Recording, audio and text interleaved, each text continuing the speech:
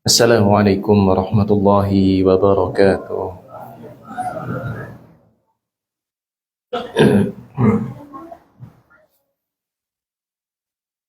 Innal hamdalillah nahmaduhu wa nasta'inuhu wa nastaghfiruh wa na'udzu billahi min shururi anfusina wa min sayyiati a'malina.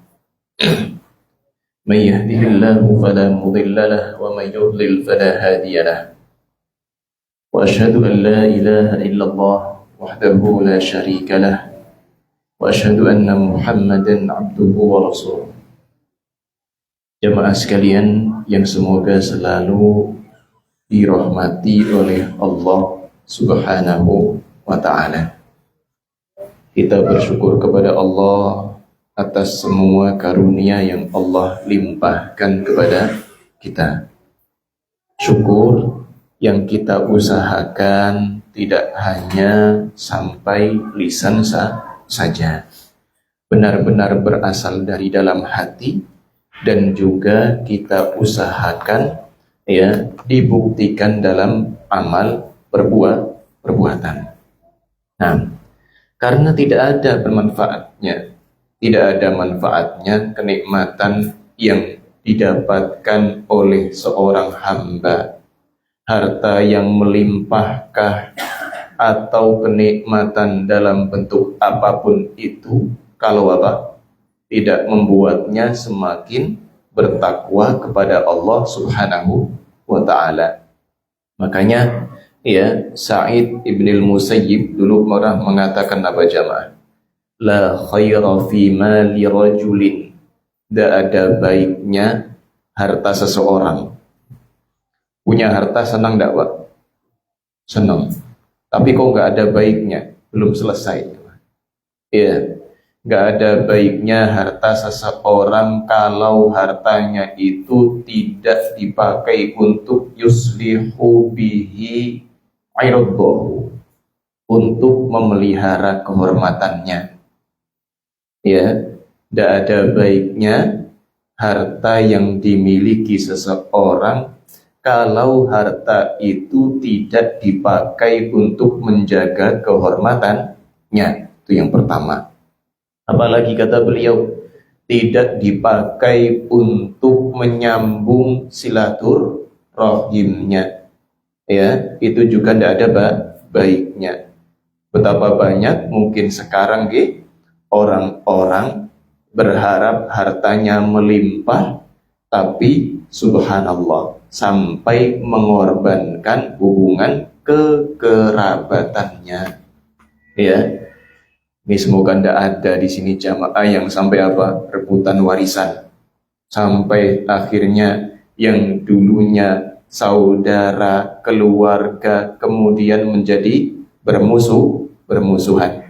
Tidak ada baiknya buat orang yang beriman. Kemudian yang ketiga, tidak ada baiknya harta yang dimiliki seseorang kalau harta itu tidak membuat dia terjaga dari kemaksiatan. Kalau sekarang adanya gimana jamaah? Orang punya duit, punya harta malah dipakai buat maksiat. Maka itu bukan sebuah keberuntungan. Itu justru tanda kecelakaan. Tanda kecelakaan. Demikian. Kalau misalkan mau kita singgung dalam surat Al-Mu'minun tuh Allah sebutkan jamaah. Ayahsabuna annama numidduhum bihi min mali wa banin nusari'u lahum fil khairat bal la yash'urun. Allah berfirman seperti itu. Apakah mereka ngira jamaah kalau dikasih anak, dikasih harta, itu berarti Allah menyegerakan kenikmatan kepada mereka? Mereka mungkin mikirnya seperti itu. Orang ini kok nikmatnya banyak ya. Tapi ternyata Allah sebutkan di akhir ayat tadi? Bal la yash'urun. Pada hakikatnya mereka itu sedang tidak sadar. Tidak sadar apa jamaah? tidak sadar kenikmatan ini harusnya dipakai untuk apa. Tidak sadar kenikmatan itu ada tanggung jawabnya. Baik, makanya jemaah kita bersyukur kepada Allah itu tidak cuma bilang alhamdulillah saja. Ya, tidak cukup dengan ucapan terima kasih kepada Allah saja, tapi hatinya harus yakin semua kenikmatan itu berasal dari Allah. Kita hanya bisa berusaha, ya, dan juga apalagi tadi kita usahakan agar kenikmatan itu dipakai dalam ketaatan kepadanya. Seperti itu jemaah. Baik, kemudian kita juga tidak lupa saling mengingatkan agar bersolawat kepada Rasulullah Sallallahu Alaihi Wasallam. Semoga solawat serta salam senantiasa Allah sampaikan kepada beliau, kepada keluarga beliau, sahabat-sahabat beliau, juga seluruh kaum muslimin yang setia mengikuti ajaran beliau sampai hari kiamat. Ya, baik jamaah sekalian yang semoga selalu dijaga Allah. Hadis kita malam hari ini dari kitab Riyadhus Shalihin, masih berkaitan dengan niat yang benar atau menata niatan dan juga keikhlasan. Jamaah sekalian yang semoga selalu dirahmati Allah. Di antara hal yang paling penting yang harus selalu kita ingat apa jamaah? Agama Islam ini adalah agama yang dibangun di atas keikhlasan. Bahkan ya, agama Islam yang kita peluk ini adalah agama keikhlasan itu sendiri. Kok bisa gitu Ustaz? Kok bisa jamaah? Ya, karena memang asasnya pondasi yang paling dasarnya saja syahadat la ilaha illallah. Tidak ada yang berhak disembah dengan benar kecuali siapa? Allah. Itu artinya apa? Ikhlas. Ya, itu artinya ikhlas jamaah. Jadi sejak kita balik mungkin baru ngerti atau sepenuhnya yakin dengan agama yang begitu indah ini. Jangan yakin kan ya? Yakin, pasti yakin. Bahkan mungkin sekarang itu orang-orang yang dulunya nggak kepikiran betapa indahnya hukum Islam. Ya, giliran kalau kena musibah, mendapatkan keluarganya misalkan jadi korban sebuah tindak kriminal misalkan. Kalau misalkan nuntut keadilan, kira-kira puas enggak Pak? Misalkan kalau sekarang atau belum lama ini kan ada beberapa kasus yang ramai tentang pembunuhan, ya. Terus dihukumnya pelakunya cuma 7 tahun, marah-marah orang tuanya. Ya, orang tuanya marah-marah. Masa anak 10 tahun dikorok? La haula wala quwata illa billah. Enggak kebayang Kemudian yang mohon maaf, yang membunuh ini cuma dihukum 7 tahun. Pantas enggak kalau orang tua punya emosi? Emosi, Pak. Kalau misalkan kita enggak bisa nahan diri, mungkin kita juga akan bersikap seperti itu. Lupa ya bahwasanya keadilan hakiki ada di dalam Islam. Kalau misalkan anak kita dibunuh orang, kemudian hukumannya dibunuh juga, dikisos, itu kan plong rasanya jiwa. Ya, makanya kalau lihat komentar-komentar orang ngomong itu hukum mati saja kan gitu. Demikian. Jadi apa yang sudah Allah tentukan di dalam agama Islam ini jamaah adalah hal yang paling sesuai dengan kita. Karena apa jamaah? Allah yang menciptakan kita, Allah paling ngerti dengan kita. Sehingga seluruh akidah maupun syariat yang Allah ajarkan kepada kita melalui Rasulullah itu pasti paling cocok sama kita. Baik, kembali ke poin yang tadi. Okay? Jadi Islam ini adalah agama keikhlasan. Ya, kalau misalkan apa? Ya, kita dari semenjak balik ngerti betapa indahnya Islam, maka ya di antara yang patut kita ingat, yang harus kita ingat, landasan dari agama kita itu ya keikhlasan itu, Pak. Bahkan itu menjadi syahadat. Ya, menjadi salah satu syarat supaya diterima ibadah kita di sisi Allah. Oke. Karena syahadat la ilaha illallah itu sama saja mengikrarkan kita ini tidak punya apa? Sesembahan yang lain kecuali hanya Allah. Berarti setiap amal soleh yang kita lakukan atau keburukan yang kita tinggalkan, idealnya Pak, ya, itu karena Allah. Semuanya murni karena Allah. Ya. Jadi nanti urusan omongan orang seperti apa itu belakangan, jemaah. Kadang kita ini karena lemah tauhidnya, okay, ngaji masalah ikhlas ini mungkin malas-malesan, ya, padahal ini asasnya Islam. Akhirnya apa? Kalau misalkan meninggalkan kemaksiatan itu yang dipikir apa, Pak? Oh, kelihatan orang atau tidak. Ya, padahal mestinya Muslim itu apa? Paling paham, okay, tentang kunci kebaikan. Ya, ini apa tadi, Pak? Ikhlas, okay, keikhlasan. Bahkan kalau misalkan jenengan pian ingat, kita pilih pakaian saja, Pak. Okay. Kan para sahabat itu apa? Tanya kepada Rasulullah sallallahu alaihi wasallam, "Wahai Rasulullah, ya, bagaimana kalau misalkan seseorang itu suka sendalnya bagus, ya, kemudian mungkin pakaiannya bagus, maka apa kata Nabi Shallallahu Alaihi Wasallam? Innallaha jamilun yuhibbul jamal.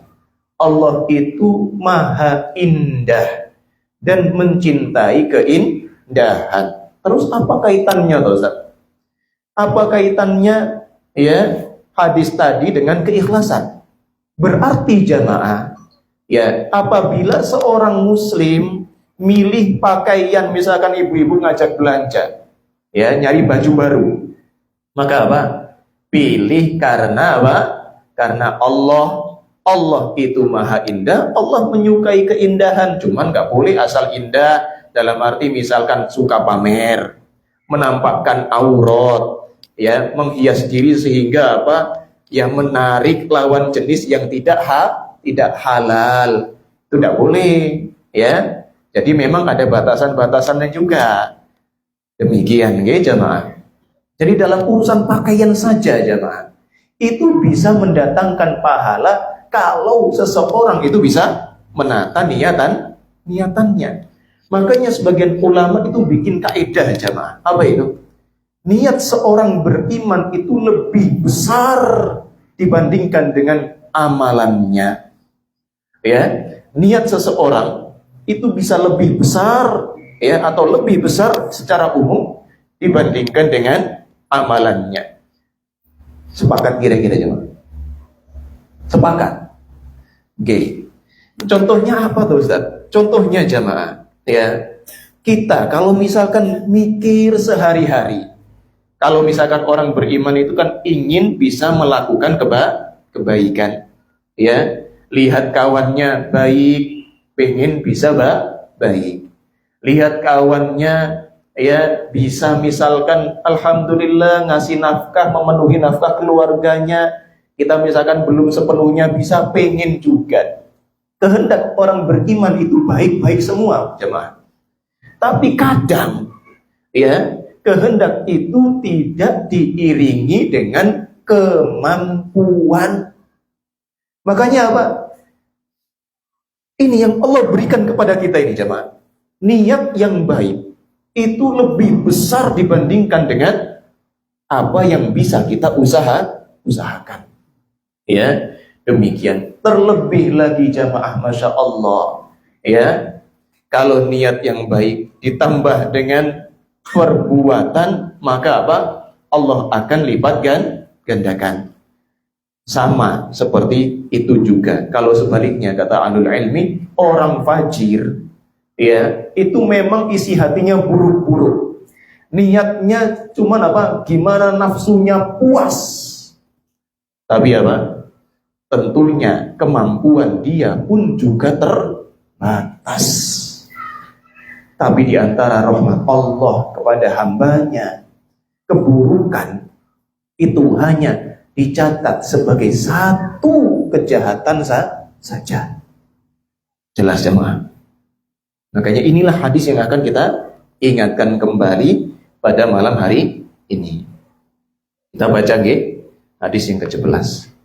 Wa an Abil Abbas Abdullah ibni Abbas ibni Abdul Muttalib radhiyallahu anhuma, dari sahabat yang dikenal sebagai Abul Abbas, bapaknya Abbas. Namanya siapa? Abdullah bin Abbas. Nah, masya Allah, kalau orang Arab dulu tuh nggak pusing mikir nama, gitu. Misalkan mbahnya namanya Abbas, anaknya namanya apa? Abdullah. Ya, kalau punya anak kasih nama mbahnya lagi Abbas lagi. Enggak, tidak susah. Kalau sekarang itu, aduh, sampai apa berapa ini, Ustaz, tolong kasih nama anak saya, Ustaz. Nih, ada yang lain, Ustaz. Ini, ada yang lain, Ustaz. Gak selesai. Itu kalau orang sekarang, enggak. Bahkan kadang apa? Nama yang sudah apa, ejaannya udah bagus-bagus dipelintir-pelintirkan. Yang penting ada gayanya, gitu kan ya? Ya, subhanallah ya. Semoga Allah apa? Bimbing kita kalau ngasih nama, ya, ngasih namanya yang indah, okay? Ngasih nama yang baik untuk anak-anak kita. Nah, bukan berarti kalau misalkan ejaannya dimodif sedikit tidak boleh, silakan, ya. Tapi apa? Tapi yang penting apa? Tidak bertentangan dengan syariat Islam, ya. Nah, kalau ejaan dulu kan ya sesuai EYD gitu loh Pak, ya. Atau misalkan ya dari kata bahasa Arab, di eja itu ya misalkan Fatimah, ya tulisannya akhirannya AH gitu. Ya, sekarang nggak pakai, kalau pakai AH itu kayaknya kurang gaya, kurang keren rasanya.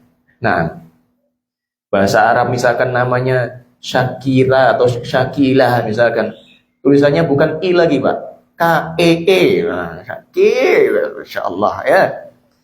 Itu orang sekarang, Masya Allah ya. Saking cintanya dengan keindahan, mungkin seperti itu, mungkin lebih indah sekarang. Wallahu a'lam ya, tidak masalah insya Allah. Selama apa tidak sampai apa mengubah maknanya. Ya, sehingga jadi yang tercela. Baik, jamaah sekalian yang semoga selalu dijaga Allah. Jadi Abdullah bin Abbas itu ya mengatakan bahwasanya Rasulullah Shallallahu Alaihi Wasallam dahulu menyampaikan fima yarwihi an Rabbih azza wajal. Ya, Rasulullah Shallallahu Alaihi Wasallam pernah menyebutkan sesuatu yang Rasulullah riwayatkan dari Rabb-Nya. Ya, berarti beliau sedang mendefinisikan, mengartikan hadis qudsi. Oke. Apa tadi hadis qudsi? Ma yarwi an rabbih tabaraka wa ta'ala. Sederhananya, apa saja yang dikatakan oleh Rasulullah dalam rangka menceritakan tentang firman Allah yang bukan bagian dari Al-Quran, itu namanya apa? Hadis qudsi. Okay? Apa yang dikatakan oleh Rasulullah dalam rangka apa tadi? Menceritakan tentang firman Allah yang bukan bagian dari Al-Quran. Berarti apa?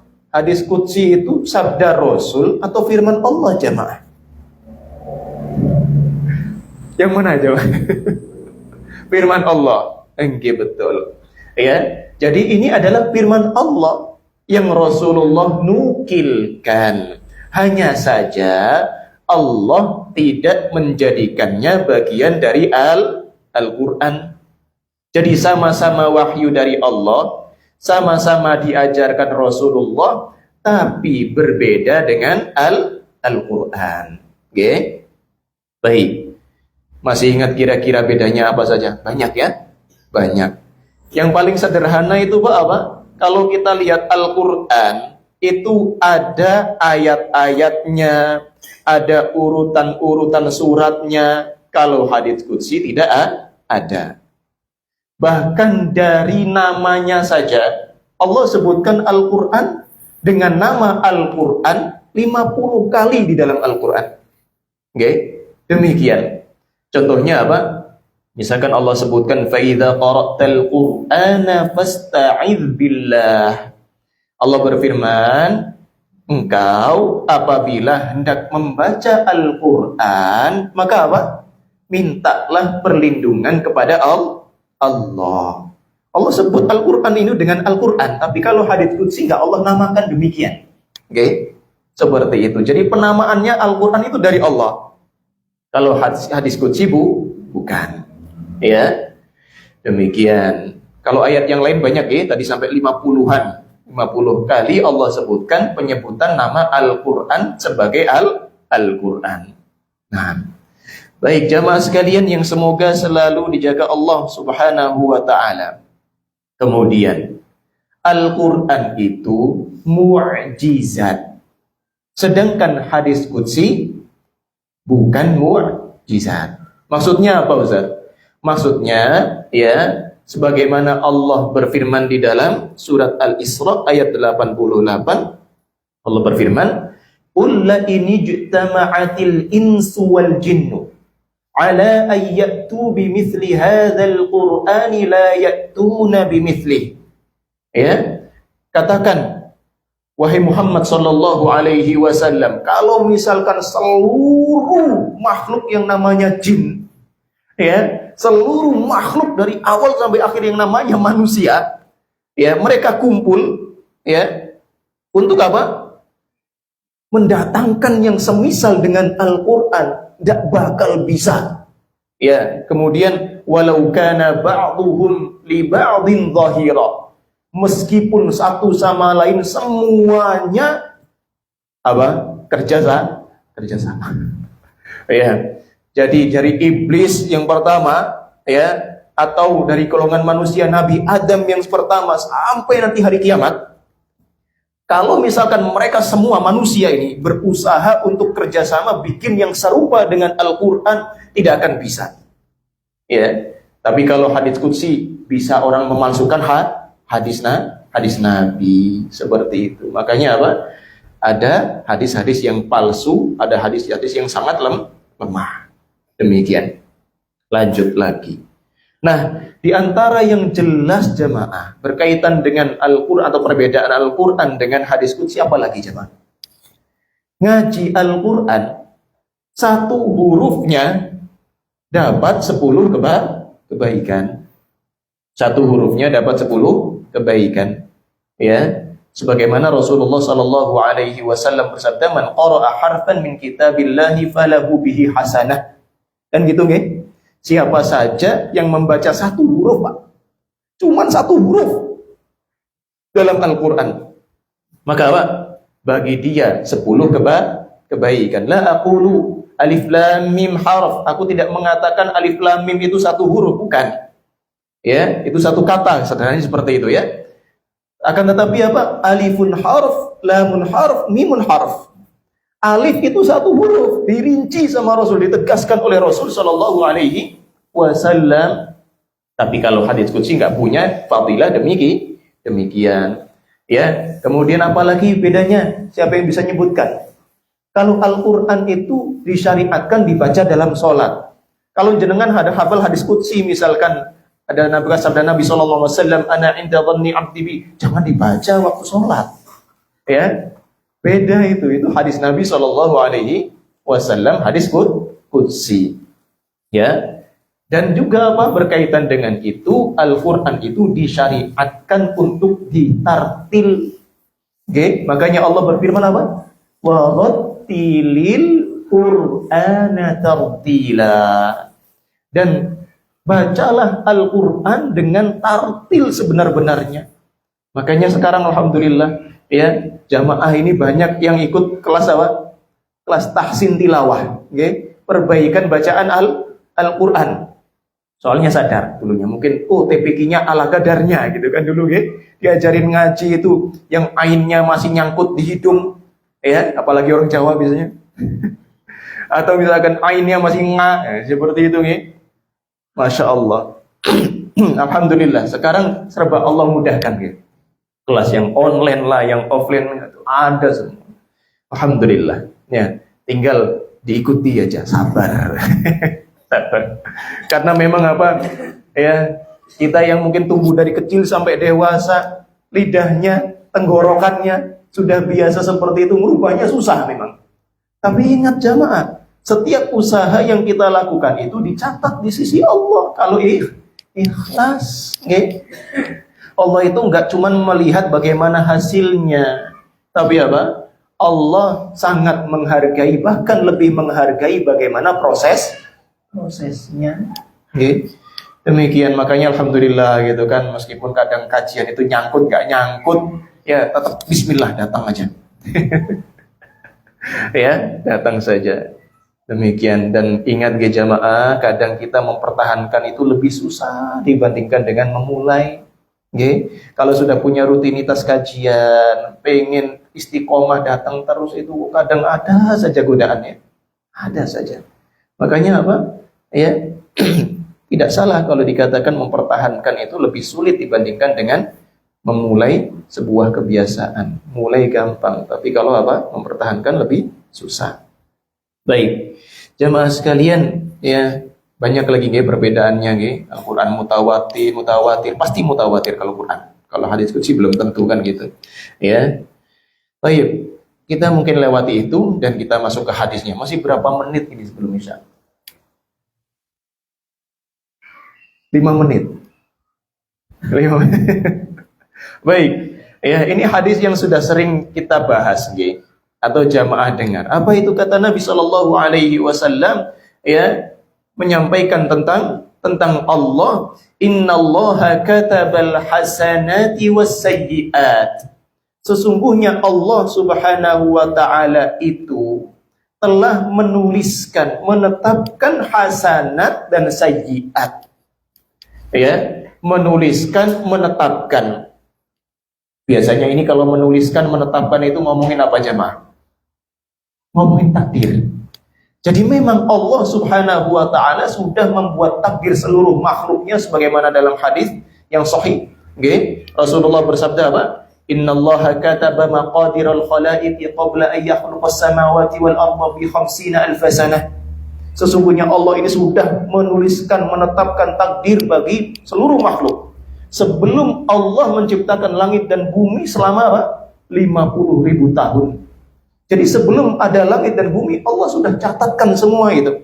Termasuk di dalamnya ada hasanat, apa saja yang baik, mana saja yang sayyiat, yang buruk. Makanya yang disebut hasanat itu apa jemaah?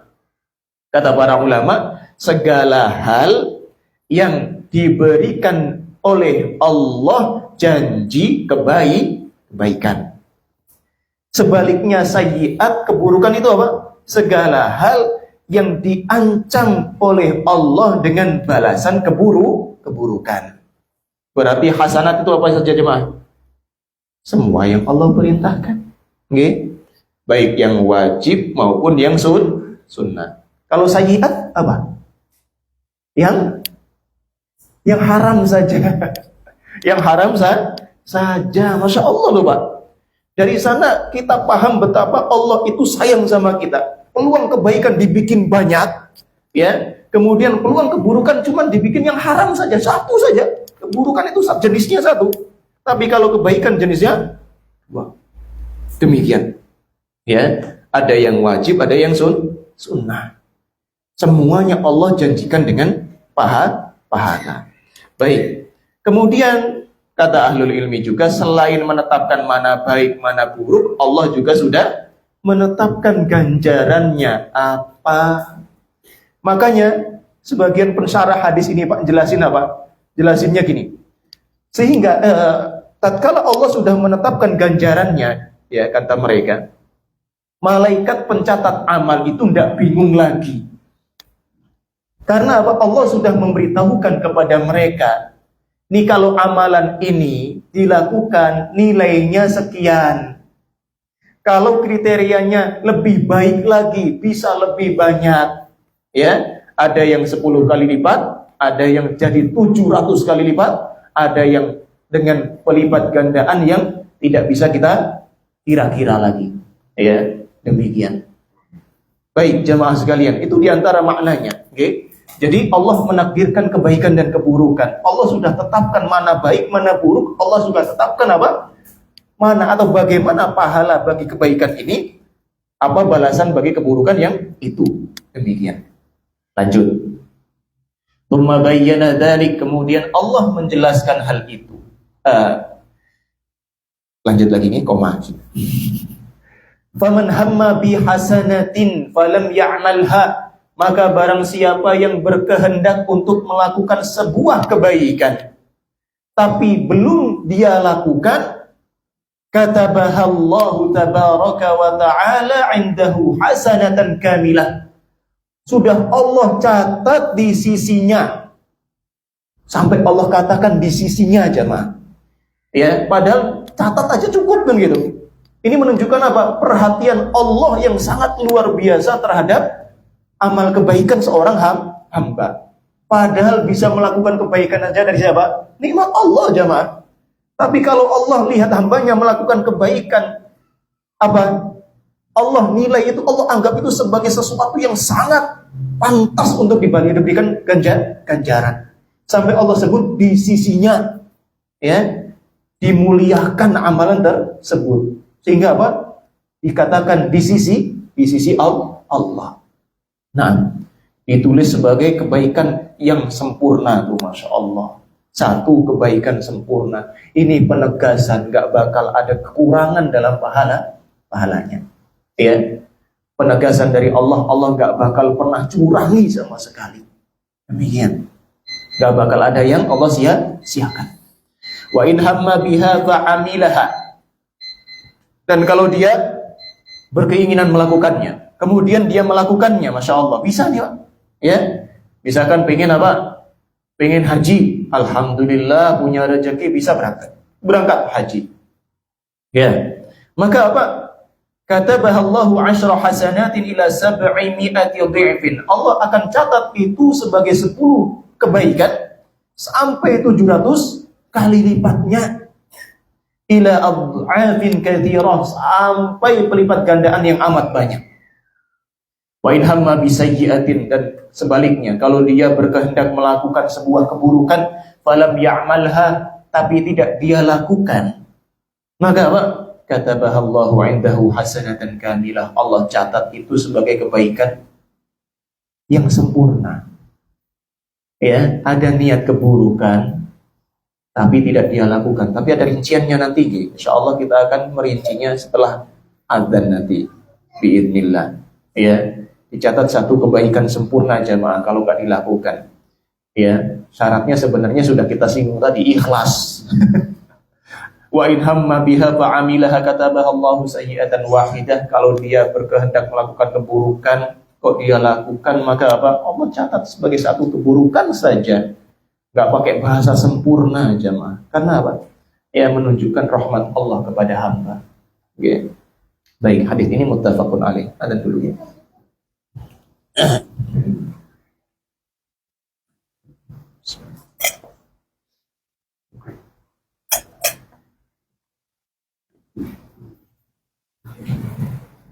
Allahu Akbar, Allahu Akbar, Allahu Akbar, Allahu Akbar.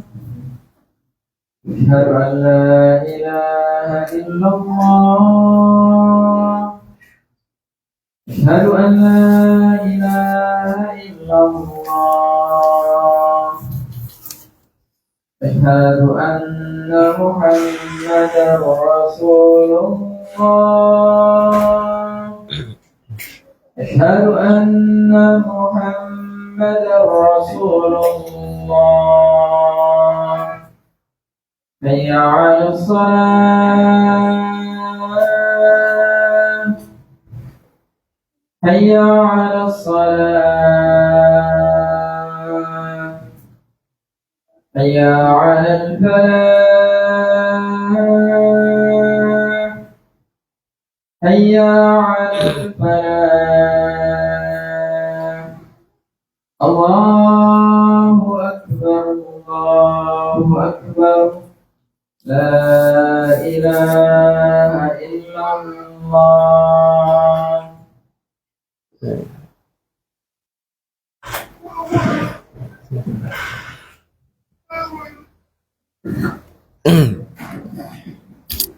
Lanjut lagi nggih jamaah nggih sebentar insyaallah ya. Baik, sekarang kita akan coba lebih merinci lagi nggih tentang kandungan hadis tadi. Jadi intinya hadis tadi tentang apa? Balasan kebaikan ya, baik yang dilakukan maupun yang sekedar niatan, demikian juga keburukan. Nah, jamaah sekalian, kondisi hamba dengan keburukan dan kebaikan itu ada beberapa macam. Yang pertama, ada orang yang sekedar berkeinginan untuk melakukan kebaikan tanpa dia lakukan. Contoh, misalkan jenengan kita punya tetangga yang Allah lapangkan rezekinya, ya, atau kawan lah, misalkan Pak Dokter, mari habis umroh aja, contoh aja nih, ya, izin ya Pak Dokter, ya, Masya Allah, kita punya tetangga, punya kawan yang alhamdulillah Allah lapangkan rezekinya, sedangkan kita sadar diri rezeki kita ini tidak seberapa, ya, jenengan kalau lihat kawannya, tetangganya umroh, pengen umroh juga enggak, Pak? Pengen ya? Pengen maksudnya, pengen banget. Cuma sadar diri sehingga apa? Yang enggak dilakukan gitu. Maka apa? Keinginan ini sudah dicatat oleh malaikat di sisi Allah ya sebagai apa? Sebuah kebaikan yang sempurna. Masya Allah. Ya, makanya apa? Itu enaknya jadi orang muslim. Umatnya Nabi Muhammad ini umat yang disayang sama Allah. Ya. Kemudian yang kedua, ada yang berkeinginan lalu dia berusaha melakukan. Ya. Dia pengen dan dia buktikan. Maka apa? Ini pahalanya 10 kali lipat kebaikan yang dia lakukan.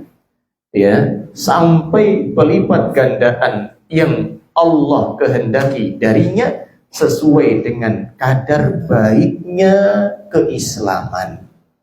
Sesuai dengan kadar baiknya keislaman. Ya, demikian, termasuk juga keikhlasannya, dan seterusnya. Seperti itu. Makanya Allah Subhanahu wa taala berfirman, "Man jaa'a bil hasanati falahu asyru amsalihha." Barang siapa yang datang nanti pada hari akhirat, ya, membawa sebuah kebaikan, maka bagi dia ada 10 kali lipat balasannya. Ya. Wa man jaa'a bis sayyi'ati fala yujza illa mithlaha. Dan siapa yang membawa keburukan, maka dia tidak diberikan balasan kecuali hanya sepadan dengannya. Satu ya satu. Wa hum la yuzlamun. Dan mereka tidak dizalimi sama sekali. Dan Allah juga berfirman, "Innallaha la yuzlimu mithqala dzarrah."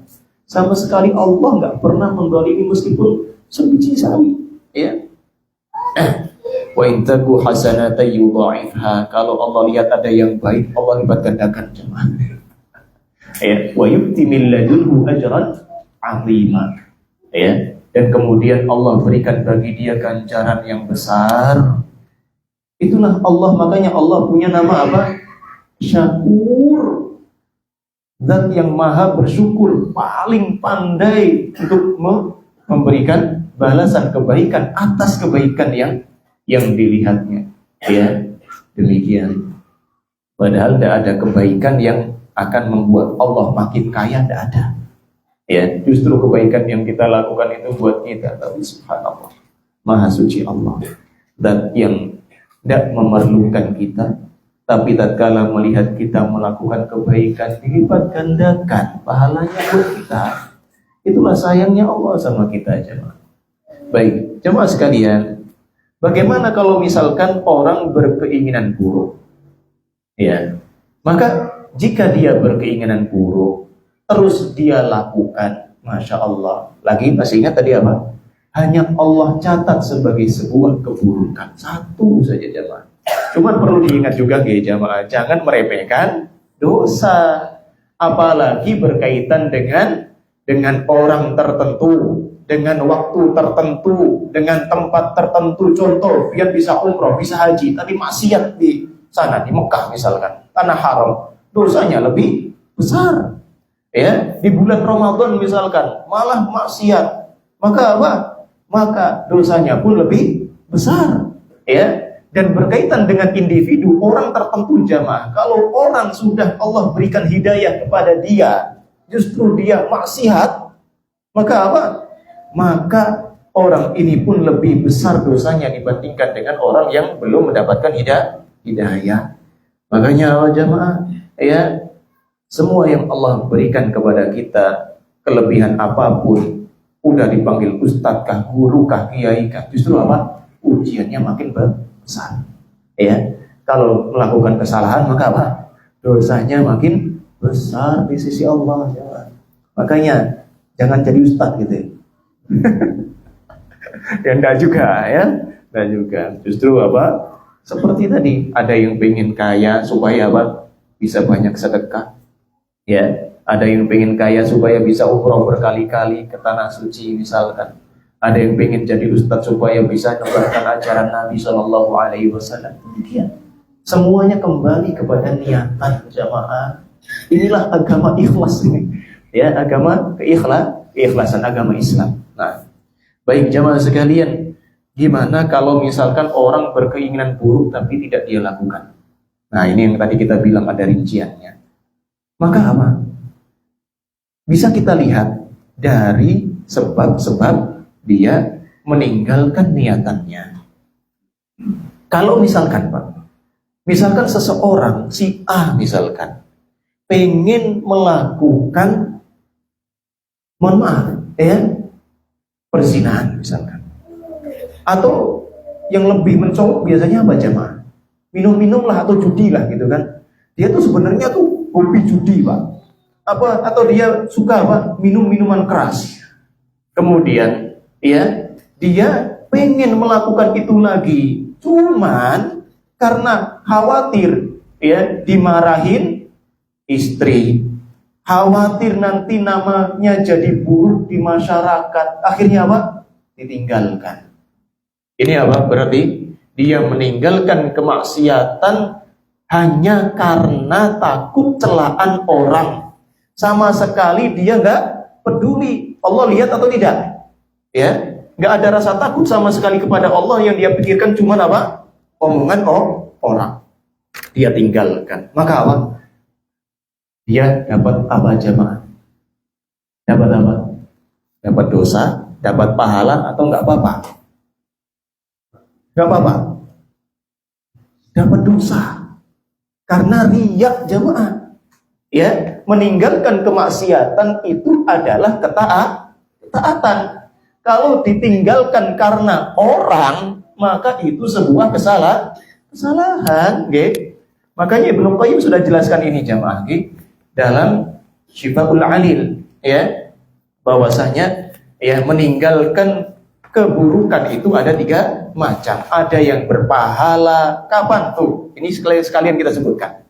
Ya, orang meninggalkan sesuatu, kalau tadi misalkan, okay, pengen melakukan kemaksiatan, tidak dia lakukan, maka apa? Dicatat sebagai sebuah kebaikan. Kapan? Kalau dorongannya, sebabnya adalah karena takut kepada Allah. Karena apa? Takut kepada Allah. Ya, demikian. Maka dia dapat bonus pahala takut kepada Allah. Bahkan subhanallah, Allah sebutkan di dalam Al-Quran, misalkan dalam surat Ar-Rahman, kan hafal semua. Waliman khafa maqama rabbih jannatan. Siapa yang takut nanti ketemu sama Allah nih, gimana bawa dosa ini, maka apa? Dapat jatah dua surganya semua. Ya, demikian dimuliakan oleh Allah Subhanahu wa taala. Dalam surat Al-Mulk juga Allah sebutkan tentang apa? Keutamaan yang besar, pahala yang besar bagi orang yang takut kepada Allah, sehingga keinginan dia untuk melakukan keburukan dia tinggalkan. Jadi seperti tadi jemaah, ada orang meninggalkan keburukan itu karena Allah, maka ini yang berpahala.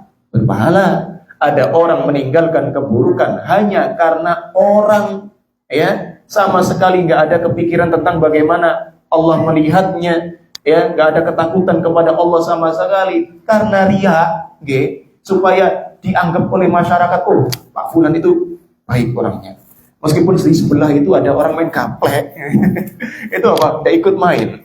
Meskipun apa? Dulu katanya beliau itu apa? Suka minum, sekarang nggak minum. Ya, kalau niatnya cuma apa? Supaya dipuji orang, yaitu ria, jemaah, dapat dosa meskipun tidak melakukan.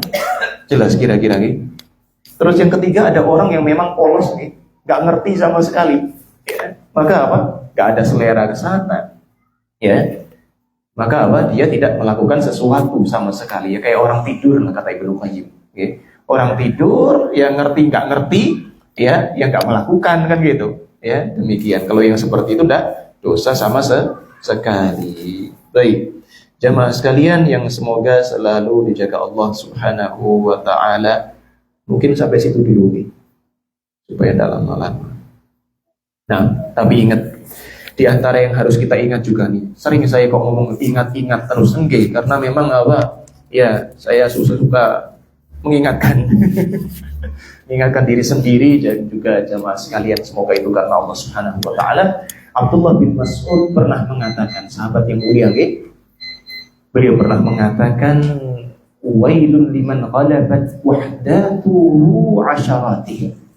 Ya, celaka jemaah, kata beliau, orang-orang yang satuannya mengalahkan puluhan.